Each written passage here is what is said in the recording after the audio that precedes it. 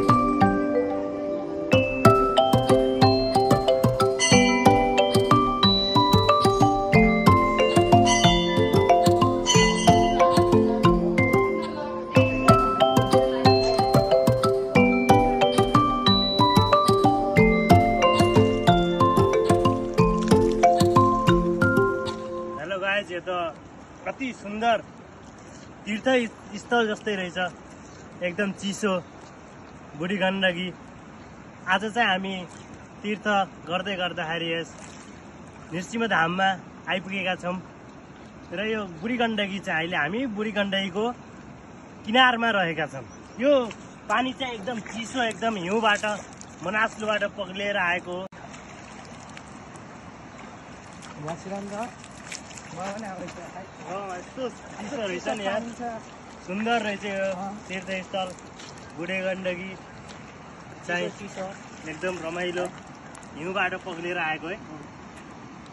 यहाँको वातावरण कस्तो राम्रो छ है, एकदम नि अब प्रकृतिले छोपिएको डाँडा काँडा हेर्न, त्यहाँ कस्तो हरियाली सुन्दर एकदम।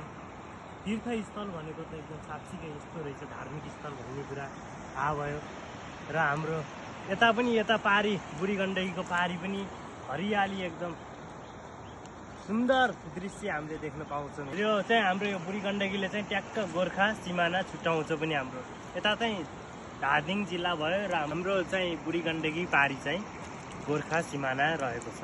त्यहाँ चाहिँ हाम्रो पृथ्वीनारायण शाहको जन्मस्थल रहेको छ र सुन्दर छ त्यो दृश्य। हामी त्यहाँ पनि पुगेका थियौँ र अब हामी सबैजना चाहिँ पुग्नुपर्छ, किन भन्दा हाम्रो नेपालको राजा जस्तै हो उहाँ। हाम्रो पृथ्वीनारायण शाहले चाहिँ हाम्रो देश सबै सानो सानो टुक्रालाई लिएर चाहिँ नेपाल नाम बनाउनु भएको पृथ्वीनारायण शाहले हो। सबैलाई युद्ध गरेर जोडेर एकीकरण गर्नुभएको उहाँले हो र उहाँको जन्मस्थल पनि एकदम नृसिंहधामकै छेउमा रहेको छ। त्यो हुनाले पनि एकदम सुन्दर तीर्थस्थल रहेको छ। र हाम्रो चाहिँ त्यहाँ मन्दिर देख्न सक्नुहुन्छ।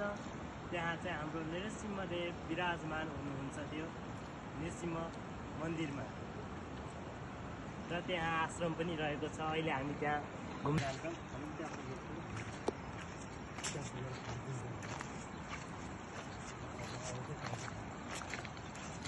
यहाँ हेर्नु त चारैतिर कति ठुल्ठुलो ढुङ्गा, अचम्मको हेर्नुहोस् त। त्यहाँ ढुङ्गाहरू एकदम अब हामीले विश्वास गर्न त सक्दैनौँ यो ढुङ्गा के हो भनेर।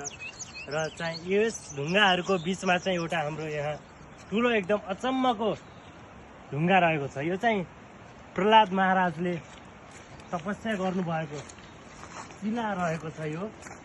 यो हामीले यहाँले हेर्न पनि सक्छौँ। हामीले यहाँ भक्तजनहरूले विश्वास गर्नुहुँदैन भनेर हामीले यहाँ भक्त प्रहलाद महाराजको तपस्थल भनेर लेखेका छन्। यो चाहिँ भक्त प्रहलाद महाराजले तपस्या गर्दै गर्दाखेरि चाहिँ पग्लिएको हामीले हेर्न सक्छौँ। एकदम अरू ढुङ्गा हेर्दाखेरि पनि एकदम भिन्न प्रकारको ढुङ्गा छ यो चाहिँ। यसमा चाहिँ हाम्रो सिडी पनि रहेको छ उतापट्टि र बुढीगण्डकीको छेउमा छ। त्यो हुनाले हामीले सिडी चाहिँ अहिले देखाउन असम्भव रहेका छौँ, देखाउन सक्दैनौँ। र यहाँ प्रहलाद महाराजले तपस्या गरेर ओम नमो भगवते वासुदेवाय भन्दै जप गर्नुभएको स्थल यही हो।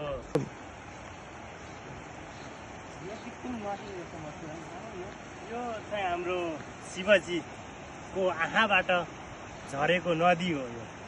यो चाहिँ जब समुद्र मन्थन गर्दाखेरि निस्किएको विष हुन्छ त्यो चाहिँ अब देवता र राक्षसहरूको बिचमा हुन्छ। त्यो चाहिँ हामी कि राक्षसले लिने भन्दाखेरि दुवैजना अस्वीकार हुन्छन् लिनको लागि। अनि त्यसपछि चाहिँ शिवजी आएर उहाँले चाहिँ त्यो विष सबै पिउनुहुन्छ। त्यो विष पिउँदाखेरि उहाँले सबै पेटभित्र राख्नुहुँदैन, घाँटीमा राख्नुहुन्छ, कण्ठमा। त्यो राखेपछि त्यहाँ राखेपछि त विष त एकदम भयङ्कर हो, विषालु हो। अनि त्यो हुनाले चाहिँ त्यसले एकदम अकस्मकस भएपछि चाहिँ उहाँको आँखाबाट झरेको आँसुलाई नेत्रावती भनिन्छ। सबैलाई धन्यवाद यो मेरो भिडियो हेरिदिनु भएकोमा। र यस च्यानलमा नयाँ हुनुहुन्छ भने यसलाई सब्सक्राइब, कमेन्ट र लाइक दिन नछुटाउनु होला। धन्यवाद।